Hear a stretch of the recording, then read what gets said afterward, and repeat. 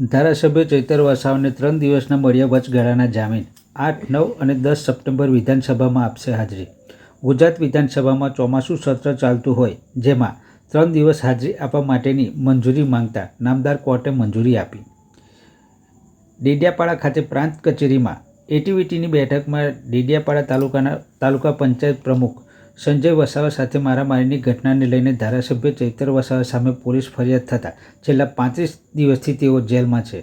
રાજપીપળા ખાતે જામીનના મંજૂર થતાં હવે હાઈકોર્ટમાં તેમને જામીન માટે અરજી કરી હોય હજી જામીન મળ્યા નથી માટે રાહ જોતા ધારાસભ્ય ચૈતર વસાવાના વકીલ આરવી વોરા અને કિશોરજી તડવીએ વિધાનસભામાં હાજરી આપવા માટેની મંજૂરી મંગાવવાની અરજી કરતા નામદાર કોર્ટે શરતી વચગાળાના 3 દિવસના જામીન મંજૂર કર્યા છે.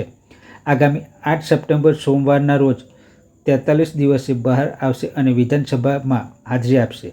3 દિવસની મુક્તિ બાદ 10 સપ્ટેમ્બરે બુધવારે તેમને વડોદરા સેન્ટ્રલ જેલ ખાતે પુનઃ હાજર થવા જણાવાયું છે. આ બાબતે એડવોકેટ કિશોર જે તડવીએ જણાવ્યું હતું કે વિધાનસભાનું સત્ર ચાલતું હોય જેમાં હાજરી આપવા માટે ધારાસભ્ય તરીકે જવા માંગતા હોય નામદાર કોર્ટમાં વિધાનસભામાં જવા માટે જામીન આપવાની માંગ કરી હતી, જે નામદાર કોર્ટે મંજૂર કરતા આગામી 8, 9 અને 10 3 દિવસ પોતાના સ્વખર્ચે જાપ્તા સાથે તેઓ જેલમાંથી બહાર રહી શકશે, ગાંધીનગર ખાતે અને વિધાનસભામાં હાજરી આપી શકશે. 10 તારીખે પરત હાજર થવાનું એવા વચગાળાના 3 દિવસના જામીન મળ્યા છે.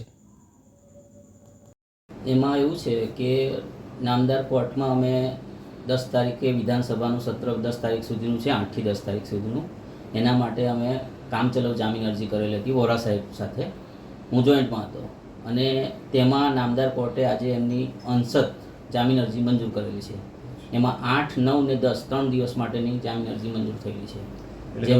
જેમાં એવું છે કે એમને 8 તારીખથી 10 તારીખ સુધી વિધાનસભા સત્રમાં હાજર રહેવા માટે જાતે પોતાના ખર્ચે પૈસા ભરેથી જાપ્તા સાથે જામીન અરજી મંજૂર કરેલા છે.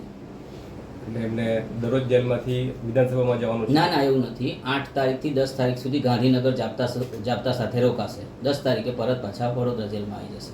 ઓકે, ઠીક છે. બોલો.